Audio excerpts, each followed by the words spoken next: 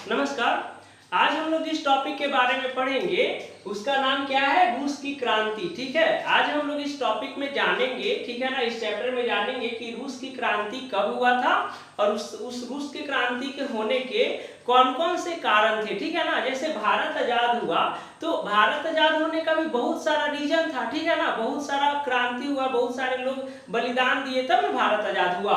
उसी तरह से रूस की क्रांति यानी कि रूस में मतलब राजतंत्र का जो है खात्मा कैसे हुआ, राजतंत्र का जो अंत है वो कैसे हुआ और वो कैसे एक साम्यवादी कंट्री बना। ठीक है ना, इसके बारे में आज हम लोग पढ़ेंगे। तो चलिए शुरू करते हैं।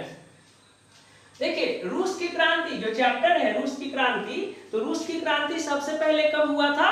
रूस की क्रांति हुआ कब? 1917 ईस्वी में, 1917 में। ठीक है ना, कब हुआ रूस की क्रांति? 1917 ईस्वी में। तो रूस के आज हम लोग इस टॉपिक के बारे में जानेंगे कि रूस के क्रांति के कौन कौन से कारण थे। ठीक है ना, किसी भी देश में क्रांति होता है तो उसका बहुत सारा रीजन होता है ना, बहुत सारा कारण होता है। ठीक है, तो उसी तरह से रूस में जो क्रांति हुआ उसका कौन कौन सा मेन कारण था उसके बारे में आज हम लोग जानेंगे। देखिए, ये जो टॉपिक है ये आपका हिस्ट्री से रिलेटेड है। ठीक है ना, आपका 12th अगर है तो आप उसमें आपका रूस की क्रांति एकदम भी है क्वेश्चन है, 10th है तो उसमें भी है, ग्रेजुएशन अगर जो कर रहे हैं और उनका अगर हिस्ट्री से अगर ऑनर्स है तो इसमें भी ये क्वेश्चन एकदम बहुत इंपॉर्टेंट है। ठीक है, जनरल कंपटीशन में इससे मतलब 2-3 क्वेश्चन आता है कि सबसे पहले कि रूस की क्रांति कब हुआ तो 1917 ईस्वी में, और आगे इसके बारे में क्या क्या है, मतलब उससे क्या क्या क्वेश्चन आता है इसके बारे में बताएंगे। तो चलिए शुरू करते हैं। देखिए, रूस की क्रांति जो था एक ऐतिहासिक क्रांति था। ऐतिहासिक क्रांति मतलब कि एक बड़े, ठीक है ना, साम्राज्य, रूस तो छोटा मोटा देश है नहीं, बहुत बड़े साम्राज्य का क्या हो गया? अंत हो गया। और वहां सबसे पहले कौन सा व्यवस्था लागू हुआ? साम्यवादी व्यवस्था। जैसे भारत आजाद हुआ तो यहाँ पे कौन कैसे व्यवस्था आया? लोकतांत्रिक व्यवस्था है ना, कि लोग क्या है, पब्लिक जो है, जनता जो है, जनता क्या करता है? सरकार को चुनता है। लेकिन यहाँ पे आया रूस की क्रांति, रूस की महान क्रांति के बाद रूस में कौन सी व्यवस्था आया? सबसे पहले साम्यवादी व्यवस्था, यानी कि रूस की क्रांति के बाद रूस में कैसा व्यवस्था आया? साम्यवादी व्यवस्था आया। फिर एक क्वेश्चन आता है कि साम्यवादी व्यवस्था की शुरुआत सबसे पहले कहाँ हुई? तो कहाँ हुई? रूस में साम्यवादी व्यवस्था की सबसे पहले शुरुआत हुई। चलिए, अब हम लोग जानते हैं रूस की क्रांति का क्या क्या कारण था। तो देखिए, रूस के क्रांति का सबसे पहला कारण था जार की निरंकुशता एवं अयोग्य शासन। क्या था सबसे पहला कारण? जार की निरंकुशता एवं अयोग्य शासन। देखिए, जार क्या होता है? रूस के शासक को जार कहा जाता था। रूस के शासक को क्या कहा जाता था? जार कहा जाता था। रूस में क्रांति के पहले वहां रोमनोव राजवंश का शासक था। कौन सा राजवंश का शासक था? ये सब इंपॉर्टेंट क्वेश्चन यही सब आता है कि रूस में कौन सा राजवंश का शासन था। तो कौन सा राजवंश था? रोमनोव राजवंश है ना, नाम अजीब है जी सबका। रोमनोव राजवंश का शासक था। जैसे फ्रेंच रिवॉल्यूशन में पढ़े होंगे, लुई वंश है ना, लुई डायनेस्टी है ना, लुई 14वीं, लुई 16वीं, ठीक है ना, ये सब आता था। तो उसी तरह से रूस में कौन सा राजवंश था? रोमनोव राजवंश था। रूस के शासक को क्या कहा जाता था? जार कहा जाता था। ये सब जो है ना, जो रोमनोव राजवंश था, ये सब दैवीय अधिकारों में विश्वास रखता था। ठीक है, दैवीय अधिकार मैंने समझते हैं, उन लोग का मानना था कि भगवान हमको भेजा है पृथ्वी पर तुम लोगों पे राज करने के लिए। ठीक है, अजीब हाल है, कोई अरे सब इंसान है तो सबका बराबर ना राइट हुआ जी। लेकिन ये सब महान गधा आदमी था, ये सब क्या मानता था कि हमको भगवान भेजा है धरती पे तुम लोग पे राज करने के लिए, समझे? ठीक है ना, ये अपने आप को ये लोग कृष्ण भगवान समझता था। चलिए आगे कह रहा है, जब रूस की क्रांति हुआ 1917 ईस्वी में, तो उस समय वहां का जो शासक था, ठीक है ना, वो कौन था? जार निकोलस द्वितीय था। ये भी इंपॉर्टेंट क्वेश्चन है, ये भी ऑब्जेक्टिव में आएगा कि रूस के क्रांति के समय रूस के शासक कौन था? तो कौन था रूस के शासक? जार निकोलस द्वितीय। ठीक है ना, रूस के शासक को क्या कहा जाता था? जार कहा जाता था। वहां कौन सा राजवंश था? तो रोमनोव राजवंश था। क्लियर है? वो सब दैवीय अधिकारों में, दैवीय मान्यताओं में क्या रखता था? विश्वास रखता था। नेक्स्ट फिर कहता है, तो निरंकुशता हो गया, फिर कहता है अयोग्य शासन। अयोग्य शासन मतलब समझते हैं?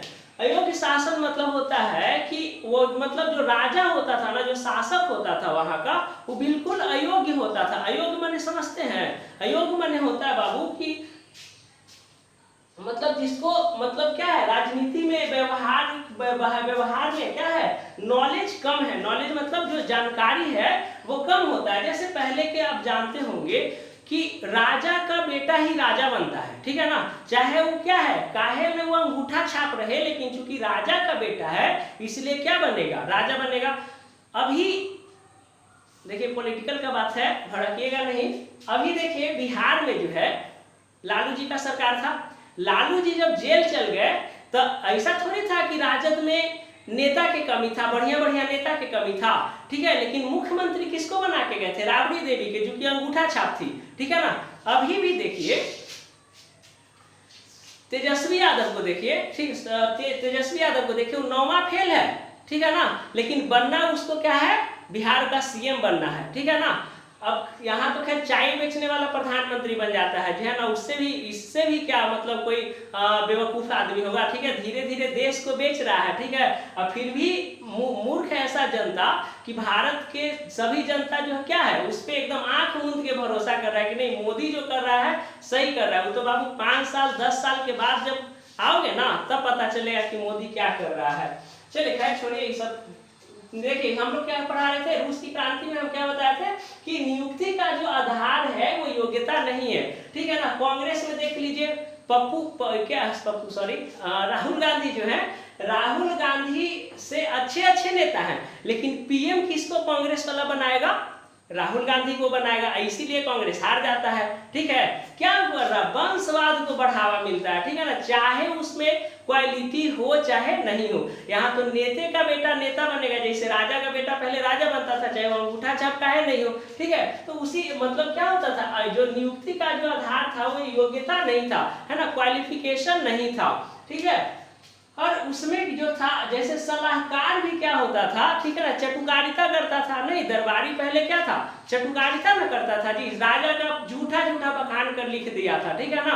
उसी तरह से जो रूस की जो क्रांति हुआ, ठीक है ना, तो रूस की क्रांति के समय जो जार निकोलस द्वितीय था तो उसका सलाहकार भी क्या था, उसको गलत सलाह देता था क्या करना। पढ़ा लिखा जैसे मान लीजिए कि यहाँ कैबिनेट में, ठीक है, नेता तो बैठता है, लेकिन देश को कौन चलाता है, नेता थोड़ी चलाता है, देश को चलाता है उसके अंदर जो प्लानिंग डिपार्टमेंट होता है, आईएएस वगैरह होता है, ये सब बताता है कैसे क्या करना है, ठीक है ना। डेवलपमेंट करना है तो फाइनेंस डिपार्टमेंट जितना होता है उसमें जो लोग रहते हैं वो डिसाइड करते हैं। नेता तो एगो पद न हो गया जी, वो चुना के गया और क्या होता है बैठ जाता है। जैसे डिफेंस मिनिस्टर अभी कौन है, राजनाथ सिंह है, तो राजनाथ सिंह को थोड़ी ना एकदम गोली चलाने आता होगा, अब बॉर्डर पे क्या क्या करना है वो उनको आता होगा, ठीक है, लेकिन वो क्या है पद है, ठीक है ना, जिसपे क्या है वो बैठे हुए हैं, यानी कि वो पद है, वो आज वो है कल दूसरा आएगा, ठीक है ना।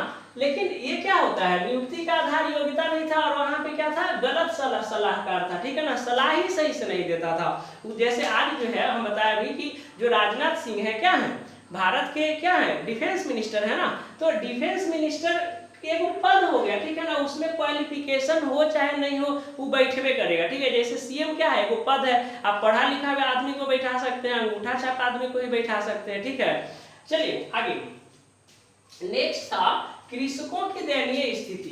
कृषकों की दयनीय स्थिति मतलब समझते हैं, कृषकों की दयनीय स्थिति मतलब जो किसान थे उनकी स्थिति क्या था, बहुत डमाडोल था जी एकदम। जैसे भारत में भी क्या है, किसान का स्थिति बहुत डमाडोल है, नहीं बाढ़ आ जाता है तो बाढ़ राहत का पैसा नहीं मिलता, सुखाड़ आता है उसका पैसा नहीं मिलता है ना। हमारे जो आला है, ठीक है, हेलीकॉप्टर से भ्रमण करते हैं कि हमारे प्रदेश में क्या है बाढ़ आया हुआ है ना। बताइए कोई जमीनी नेता रहे तब ना, ठीक है, सब तो ये सबको 15 साल 20 साल दे के पूरा बिहार को गंदा कर दिया, पूरा बिहार को डुबा दिया है सब, ठीक है। तो इसीलिए तो किसान का स्थिति यहाँ सुधर नहीं रहा है। उसी तरह से रसिया में भी क्या है, किसानों की स्थिति बहुत दयनीय थी, ठीक है। सबसे पहले तो जो रोमनोव राजवंश था जिसका शासन था वो किसानों के लिए कुछ भी नहीं करता था, मतलब किसान को जिससे बेनिफिट हो उससे कोई वैसा कोई काम ही नहीं करता था।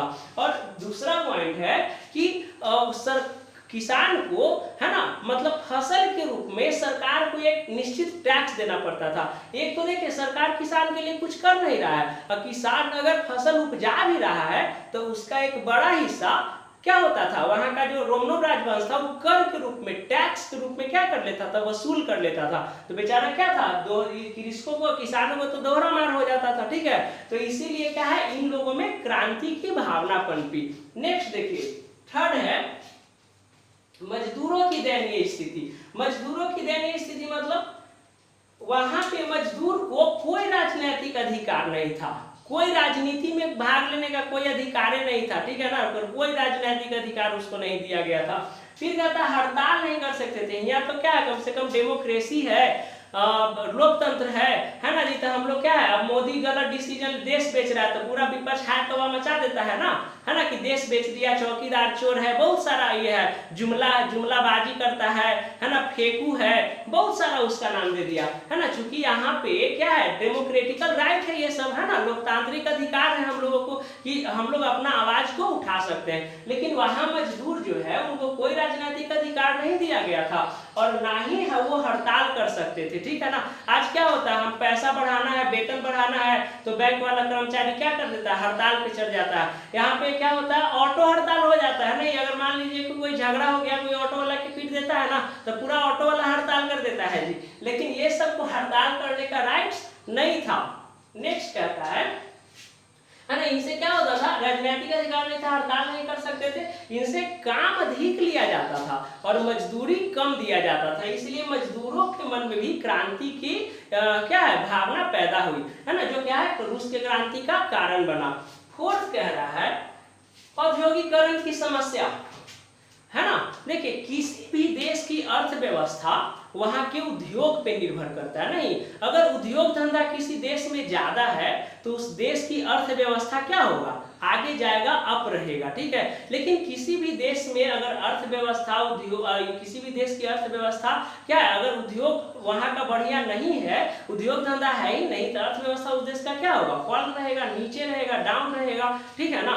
तो रूस में जो है औद्योगिकरण की बहुत बड़ी समस्या थी। वहां विदेशी पूंजी पे क्या करना रहना पड़ता था, उद्योग के लिए निर्भर रहना पड़ता था। अब जब विदेश से अगर आपके देश में कोई पैसा लगाएगा तो क्या अपना प्रॉफिट के लिए ना लगा रहा है जी, तो उसका प्रवृत्ति क्या होता था, शोषण का प्रवृत्ति, ज्यादा से ज्यादा अगर लाभ कमाना चाहेगा, ठीक है ना, तो जाहिर सी बात है शोषण की प्रवृत्ति अपनाएगा। जैसे मान लीजिए कि दूसरे देश कंट्री वाले लोग अपने कंट्री में क्या करते हैं, बिजनेस एस्टैब्लिशमेंट करते हैं, पैसा लगाते हैं, इन्वेस्टमेंट करते हैं, तो वो यहाँ से क्या क्या करना चाहेंगे, लॉस में तो थोड़ी ना कोई बिजनेस करता है, इन्वेस्टमेंट किया हो लॉस के लिए, ठीक है। तो इन्वेस्टमेंट यहाँ पे करेगा तो क्या क्या चाहेगा, ज्यादा से ज्यादा पैसा कमाए। तो यहाँ से ज्यादा पैसा कमाएगा तभी तो गवर्नमेंट को टैक्स भी देगा और वो अपना भी प्रॉफिट अपने कंट्री में ले जाएगा, ठीक है ना। तो इसलिए कहता है कि औद्योगिकरण की वहां एक बहुत बड़ी समस्या थी, ठीक है ना। औद्योगिकरण के लिए विदेशी पूंजी पर निर्भर रहना पड़ता था और विदेशी पूंजी पर निर्भर रहने के कारण वो लोग में शोषण की प्रवृत्ति ज्यादा होता था। शोषण माने मतलब किसी भी तरह से पैसा कमाना है, ठीक है ना, अर्न करना है, मतलब लेबर लोग के लिए, लेबर वेलफेयर के लिए कुछ भी नहीं करना है। इसीलिए लोगों के मन में क्रांति का भावना उठा जो क्रांति का कारण बना। नेक्स्ट है रूसीकरण की नीति, ठीक है। रूसीकरण की नीति देखिए रूस में सबसे ज्यादा स्लाव जाति के लोग रहते थे। कौन से जाति के लोग रहते थे, स्लाव जाति, ये जाति है। पोल भी रहते थे वहां, जर्मन भी रहते थे और यहूदी भी रहते थे। यहूदी समझ रहे हैं ना, हाँ वही जिसको हिटलर जो है गैस के चैम्बर में डाल के मार दिया था बहुत सारे यहूदी को, ठीक है। कमरा में बंद करके जहरीला गैस छोड़ देता था। बहुत अत्याचार सहा है भाई यहूदी लोग, ठीक है ना। यहूदी का एकमात्र देश कौन है, ऑब्जेक्टिव में आता है, यहूदी का एकमात्र देश है इजराइल। अभी इजराइल और फिलीपींस में जो लड़ाई हो रहा था, ठीक है ना, कुछ दिन पहले का बात है, ठीक है। तो यही यहूदी लोग, यहूदी का मात्र एक वो देश है जी पूरा दुनिया में, इजराइल, ठीक है ना। तो ये लोग क्या करता है, खुद के वजूद के लिए लड़ता है कि अगर हम लोग का यही एगो देश है, अगर हम लोग यहाँ नहीं रहेंगे तो फिर कहाँ रहेंगे, ठीक है। यहूदी का एकमात्र देश कौन, इजराइल। टेक्नोलॉजी में दुनिया का नंबर 1 है, ठीक है ना, इसका कोई टक्कर नहीं ले सकता है। टेक्नोलॉजी में हम लोग जो डाटा केवल लगाते हैं, मोबाइल में चिप लगाते हैं, वो सब यहीं से बन के आता है, समझे। चलिए देखिए, तो कहता है सबसे ज्यादा स्लाव जाति के लोग रहते थे, यहाँ पोल भी रहते थे, यहाँ जर्मन भी रहते थे, यहाँ यहूदी भी रहते थे। अब जाहिर सी बात है कि अलग अलग धर्म के लोग रहेंगे, अलग अलग जाति के लोग रहेंगे, तो क्या है, सबका क्या है, सांस्कृतिक मतलब सबका जो संस्कृति भी जो है, ठीक है ना, मान्यताएं भी जो है क्या रहेगा, अलग अलग रहेगा। नहीं, जैसे यहाँ भारत में हिंदू और मुसलमान रहते हैं, ठीक है ना, तो सबका अपना अपना मान्यता है। हिंदू धर्म का मान्यता अलग है, मुस्लिम लोग का मान्यता अलग है, सिख का मान्यता अलग है, बौद्ध का मान्यता अलग है। माने हर मतलब अलग अलग जो रिलीजन है, कास्ट है, उस सब का मान्यताएं और जो संस्कृति जो होता है वो क्या होता है, अलग अलग होता है। सभ्यता संस्कृति सबका अलग अलग होता है, ठीक है ना। तो लेकिन ये सब में जो स्लाव, पोल, जर्मन, यहूदी, इस सब पे क्या चाहता था, जार निकोलस द्वितीय, उस समय वहां का शासक था, ये चाहता था कि सभी को, ठीक है ना, मतलब रूस में रहने वाले सभी लोगों को रूसी भाषा सीखना अनिवार्य कर दिया था और रूसी शिक्षा ही देता था। इन लोग का अपना जो संस्कृति था, अपना जो इस सब का पारंपरिक जो शिक्षा था, ठीक है ना, वो सबसे वंचित कर दिया और सब पे क्या लादा, रूसी भाषा और रूसी शिक्षा को लादने का प्रयास किया, ठीक है ना, जिसके कारण ये सब लोग पोल, जर्मन, यहूदी, स्लाव सब लोग क्या है, क्रांति करने लगे। जेकरा में सबसे आगे क्या थे, पोल थे, ठीक है ना, सबसे आगे क्रांति करने में पोल थे कि नहीं, हम रूसी भाषा को अडॉप्ट नहीं करेंगे, हम लोग का जो अपना सभ्यता संस्कृति, अपना जो भाषा है, उसी भाषा को हम लोग बोलेंगे, ठीक है। तो ये क्रांति का क्या बना, सबसे बड़ा कारण बना। और जो सबसे लेटेस्ट कारण है और जो सबसे इंपॉर्टेंट कारण है वो है बाबू रूस का जापान से पराजय। यही इसको तात्कालिक कारण समझ सकते हैं, ठीक है ना। देखिए 1905 ईस्वी में रूस और जापान में युद्ध हुआ, ठीक है। 1905 ईस्वी में रूस और जापान में युद्ध हुआ, जिसमें जापान रूस को हरा दिया। आप बताइए, वो चुट्टी जैसा देश, एगो हाथी जैसा देश को हरा देगा जी, तो कितना शर्म के बात है। नहीं, अरे जापान क्या है, चुट्टी जैसा है, ठीक है। आपको वर्ल्ड मैप पे देखिएगा ना, तो एकदम थोड़ा सा उसको पूरा जूम करिएगा ना, तो आएगा कि जापान है। इंडिया तो कम से कम दिखता है ना। इंडिया के साथ साथ क्या होता है, छुट्टी जैसा श्रीलंका भी दिखता है नीचे में, ठीक है ना। लेकिन जापान अगर वर्ल्ड मैप पे, अगर गूगल पे, अगर मोबाइल में अगर सर्च करिएगा जापान, तो जापान दिखवे नहीं करता है। दिखेगा भी ना तो एकदम लाइन के थ्रू, एकदम पतला सा लाइन, उसको जूम करिएगा ना तो लिखाएगा जापान, ठीक है। तो समझिए, एगो जापान जो है एक चींटी जैसा देश, रूस एगो हाथी जैसा देश को क्या कर दिया, हरा दिया। तो ये क्या था, ये रूस के जनता इसको, इस हार को राष्ट्रीय अपमान के रूप में देखने लगा, ठीक है ना, कि ये हमारे देश का क्या है, राष्ट्रीय अपमान है। अब जैसे मान लीजिए इंडिया अगर पाकिस्तान से हार जाए, ठीक है, तो क्या है, यहाँ के जनता भड़कवे ना करेगा जी कि बताओ तुम खाली इतना बड़का बड़का लंबा लंबा बस खाली भाइयों बहनों भाइयों बहनों और फेंकने के लिए जानता है, भाइयों बहनों करने के लिए जानता है। तुम क्या है, पाकिस्तान से हार गया, यहाँ के लोगों में भी क्या होगा, आक्रोश बढ़ जाएगा, है ना। ये सब क्या है, राष्ट्रीय मामला है ना, ठीक है। सबके लिए देश पहले होता है बाबू, ठीक है ना, बाद में कुछ भी होता है। जैसे देखिए अभी कहाँ अफगानिस्तान में जो है, अफगानिस्तान के जो राष्ट्रवादी लोग हैं वहां से क्या कर रहे हैं, भाग रहे हैं, ठीक है, क्योंकि वो लोग देश, मतलब वो लोग के लिए देश प्यारा था। अब तालिबानी आ गया तो पहले उसी को ना थूरेगा जी, जो ज्यादा राष्ट्रवाद करता है, ठीक है, जो उसका साथ दे रहा है उसको क्या है, वो कुछ करेगा। चलिए इधर देखिए, रूस का जो जापान से पराजय हो गया, ये तत्कालिक कारण था ना। जब रूस के लोग इस हार से क्या है, एकदम आहत हुए, ठीक है ना, कि कैसे एक छोटा सा देश इतने बड़े देश को क्या कर लिया, हरा दिया, ठीक है। तो इस हार से रूस का जो कमजोरी था, ठीक है ना, इसके बारे में पता चला कि यहाँ के सैनिक को आधुनिक हथियार नहीं थे, खाने के लिए भोजन उनको समय पर नहीं दिया जाता था, ठीक है ना, ये सब कमियों का पता चला, ठीक है ना। यानी कि रूस एक महान देश है, वहाँ के जनता में यह भ्रम टूट गया, ठीक है ना। क्या बताया, जब रूस जापान से हार गया तो यहाँ के लोग हम क्या बताया कि इसको राष्ट्रीय अपमान के रूप में लिए, और ये जो है यहाँ की जनता सेंट पीटर्सबर्ग स्थित महल की ओर प्रदर्शन करते हुए जाने लगी, ठीक है ना, सेंट पीटर्सबर्ग महल की ओर प्रदर्शन करते हुए जाने लगे, ठीक है, जहाँ क्या था, रोमनोव राजवंश का क्या था, महल था, घर था, एक तरह से समझ लीजिए, ठीक है। तो सेंट पीटर्सबर्ग स्थित महल की ओर क्या है, बहुत सारे जो किसान थे, मजदूर थे, वहां के जो जनता थे, और ठीक है ना शिक्षित वर्ग है ना, वो सब क्या है सेंट पीटर्सबर्ग महल की ओर प्रदर्शन करते हुए जाने लगे। और वो नारा क्या लगा रहे थे, रोटी दो के नारे लगा रहे थे, ठीक है ना। तब जो जार निकोलस द्वितीय जो है अपने सैनिक से कह के इन सब जनता के ऊपर, ठीक है ना, एकदम गोली चलवा दिया, ठीक है, एकदम धाय धाय धाय एकदम गोली चला दिया, ठीक है। बहुत सारे लोग मारे गए, ठीक है ना, एकदम जार के सेना जो है एकदम गोली चला के धुआं धुआं कर दिया, ठीक है। बहुत सारे लोग क्या है मर गए, बहुत सारे लोग मर गए। तो चूंकि ये जो दिन था, जब रूस के लोग जो प्रदर्शन कर रहे थे, ठीक है ना, तो ये जो दिन था ये रविवार का दिन था, ठीक है ना, जो सेंट पीटर्सबर्ग महल की ओर जो प्रदर्शन करते हुए जा रहे थे, ठीक है ना, वो दिन कौन था, रविवार का दिन था। और है ना, नया वाला कैलेंडर के अनुसार 9 जनवरी था। रूस में 2 कैलेंडर चलता है, एगो नया कैलेंडर एगो पुराना कैलेंडर। तो नए वाले कैलेंडर के अनुसार 9 जनवरी था, पुराने वाले कैलेंडर के अनुसार, यहाँ वर्ड लिख देते हैं, पुराने वाले कैलेंडर के अनुसार वो 22 जनवरी था, ठीक है ना। तो इस रविवार के दिन, ठीक है ना, हजारों लोग मारे गए। इसीलिए रूस में इस घटना को खूनी रविवार के नाम से जाना जाता है। क्यों? क्योंकि ये जो घटना हुआ, ठीक है ना, जार निकोलस द्वितीय के कहने पे उसका सैनिक जो है निहत्थे जनता पे क्या है गोलियों के बरसात कर दिया, ठीक है ना, और बहुत सारे लोग मारे गए। चूंकि यह घटना संडे को हुआ था, रविवार के दिन हुआ था, इसीलिए इसका नाम क्या रखाया गया, खूनी रविवार रखा गया, ठीक है ना। यह घटना कब हुआ था, पुराने ये नए रूसी कैलेंडर के अनुसार 9 जनवरी और पुराने रूसी कैलेंडर के अनुसार 22 जनवरी को हुआ था। क्लियर हो गया?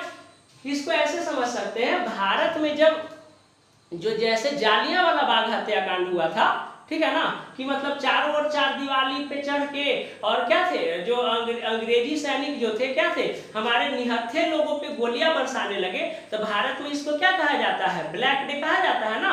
भारतीय इतिहास में, ठीक है, इस जालियांवाला बाग की घटना को क्या कहा जाता है, काला दिन कहा जाता है। उसी तरह से यहाँ भी रूस में भी बहुत सारे निहत्थे लोगों पर, किसानों पर, मजदूरों पर, ठीक है ना, वहाँ के आम जनता पर, ठीक है ना, जब जार निकोलस द्वितीय की जो सैनिक थे वो गोली बरसा दिए, हजारों लोग मर गए, हजारों घायल हो गए, तो वहां इस घटना को क्या कहा जाता है, खूनी रविवार कहा जाता है, ठीक है। और इसी दिन से क्या है वहां क्रांति पूरा एकदम दहल उठा, भड़क उठा, ठीक है।